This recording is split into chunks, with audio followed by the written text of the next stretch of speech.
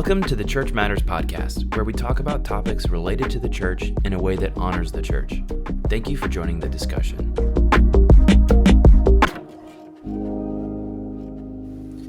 Hey guys, Cory Williams here today. I'm flying solo, but I wanted to get an episode out this week talking about the title of the podcast itself and kind of the vision behind it. Now, obviously, you've heard our slogan now, Church Matters. We talk about things related to the church in a way that honors the church. So the goal of this podcast, it's a double entendre. We're saying that we're talking about things, matters, that relate to the church. But the opposite part of that is, the other side of that is, not only are we talking about topics related to the church, but we're trying to talk about them in a way that actually inspires greater confidence in the church. And this has been a passion of mine for a while now. There has been a growing theme in Christendom, in modern Christianity, that people look at the local church as a liability.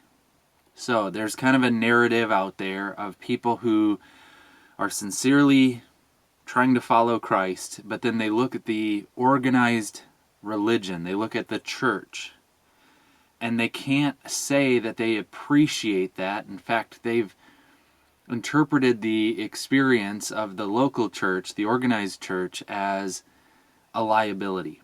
Meaning, they want to follow Christ, but in many cases they are either emotionally or physically or both withdrawing from the church. I think that that's tragic. I think that the local church is at the very heart of God's intention for His redemption, for His plan of saving the world. And I would love for Christians to recapture a vision for what the church could be. And I agree, some of the critiques are warranted.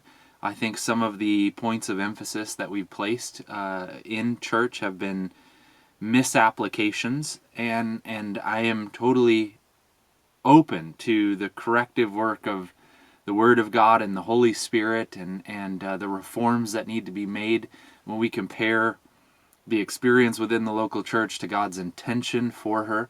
I'm totally wide open to that, but I want to try to offer my voice as a way to help people reconsider whether or not their posture toward the church is healthy. Now, I've told this story a bunch of times before, but it bears repeating. This passion of mine goes all the way back to 2007. It was a season in my life that was very formative for me. I had been a Christian for a while now. At that point, I was the director of an action sports ministry, and we were traveling around the United States, coaching and wakeboarding and skateboarding and using those action sports as a platform to share the good news of the gospel. And I had been doing that for a handful of years at that point even. But I went to this conference, and it's called the Passion Conference, by Louis Giglio and his wife Shelley are the leaders of the Passion movement. And then they'd bring in Christian artists like David Crowder and Christian Stanfill and Chris Tomlin and others, and they'd bring in keynote speakers, and it was an event for young adults, and it would usually happen right at the turn of the new year. And so this was actually the end of 2006 and the very beginning of 2007, and I went with some friends from the Rockford area, and we were down there and participating in this conference. And I remember this was the very first time that I was introduced to the ministries of John Piper, desiringgod.org, and Beth Moore was there, and Louis was one of the keynote speakers, and Francis Chan. And so I was at this event, and God was really using the experience of the event itself and the teaching ministries of those individuals, and God was really kind of reorienting my life at that point. And so I went to that conference, and I came away with this amazement, I suppose is a good way to put it, and a rekindled passion for certain things. Ironically, that's the name of the conference, and so that's pretty appropriate. But I came away from that experience, and it was still a season of processing. And so I downloaded a bunch of the Desiring God materials. Piper put his sermons and articles and all kinds of different material online for free, starting all the way back in the 80s. And so I downloaded a bunch of that. And then I went to Cornerstone, which is the church that Chan founded and was leading, and they had their sermons all the way back to 2000. And so 7 years of sermons from Chan, and I don't even know how many years of sermons from Piper. And I had on my calendar a trip to Nairobi, Kenya. And I was going with a group from Rockford, First Love International, and we'll put the link to their ministry in the show notes. But I was going on a short-term trip with a team from Rockford, and a good friend of mine who is a friend in ministry from my Operation 12 days, Laura McFadden, and then a family from the Rockton Roscoe area was actually moving there to begin something like a 2-year process of developing a piece of property. And so we all went over there together, and we did 2 weeks with the Rockford team, and then Laura and myself stayed on with the family for an additional 2 weeks. And a part of the thing that we did during this trip was, on a nightly basis, we would listen to a Chan sermon or a J. Pip sermon, and we would we were just being kind of fed by these ministries, and it was really, really exciting.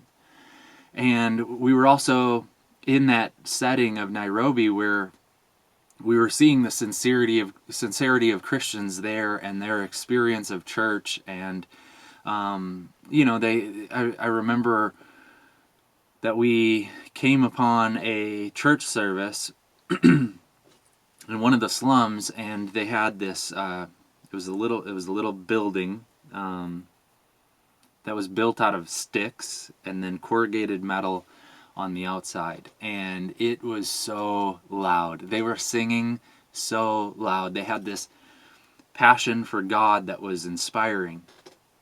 And then I would help with Christian Union, which is their youth group at the school, at one of the schools that First Love partnered with, and I would help with their youth group. And I remember a couple of the orphan girls who were now a part of the ministry of First Love coming in and singing and dancing with all their hearts and all their might, and I just remember feeling this burden then for the local church and for my experience of it back home. Now, I grew up in a very healthy church. I grew up actually at Central Christian, and the gospel was faithfully preached, and people were inspired to worship faithfully, and people were being discipled, and it was very healthy. But I still remember feeling that there was a disconnect between this vision of ministry that I was seeing in places like Nairobi, Kenya,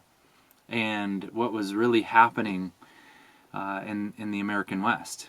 And so this passion began to brew in me to be involved in the local church, helping people to go from kind of a marginal commitment toward God to this wholehearted, all-encompassing commitment to the things of Christ in this world.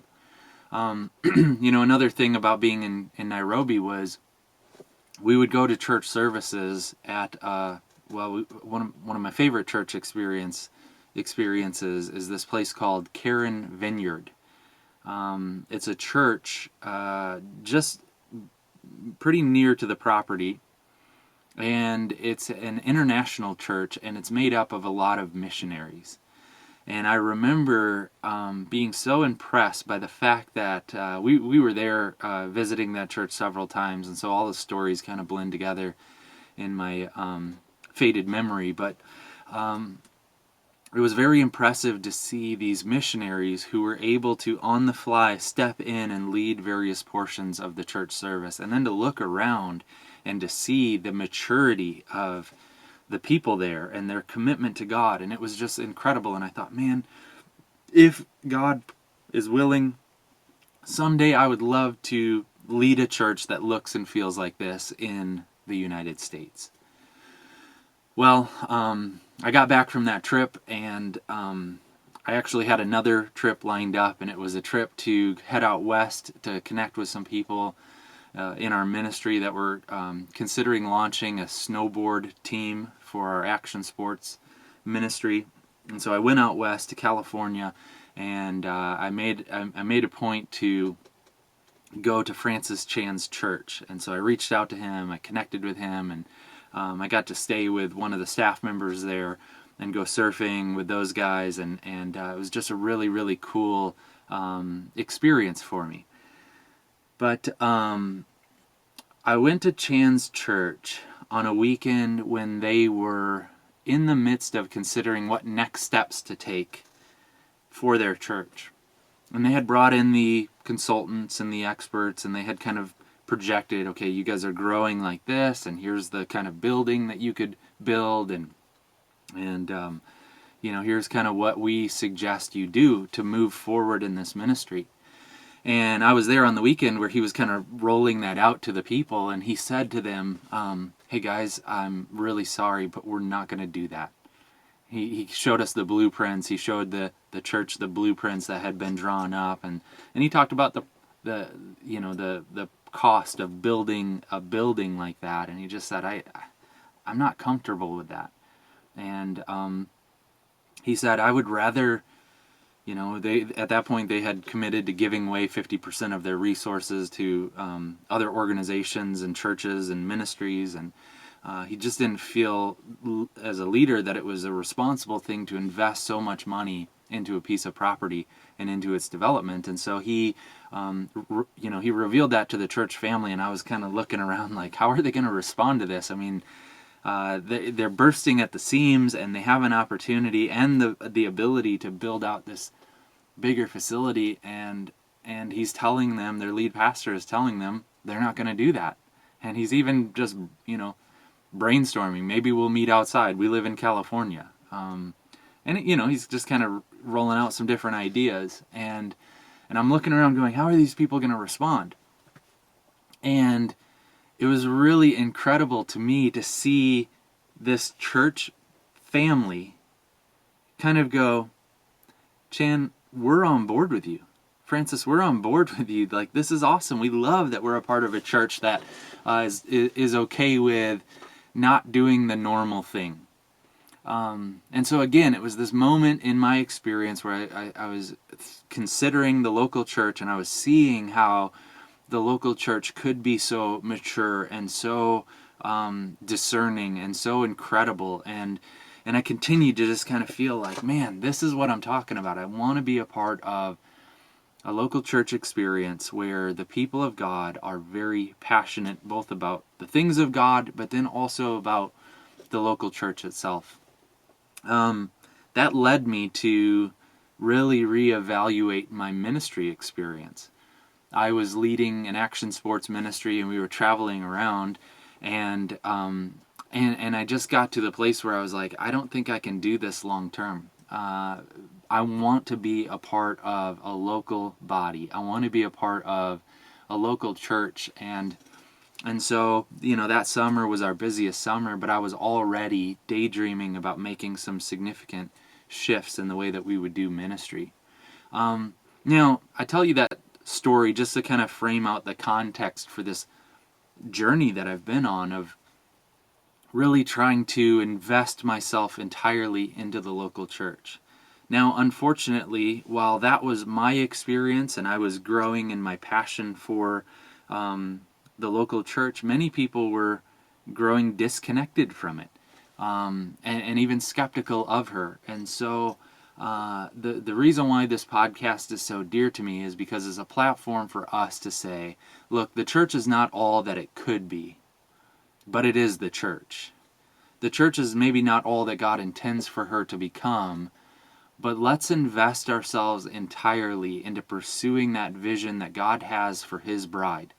Let's allow for her to be washed in the water of the Word and for her to become blameless and spotless, like Ephesians 5 talks about, and ready for the return of the bridegroom, Jesus Christ.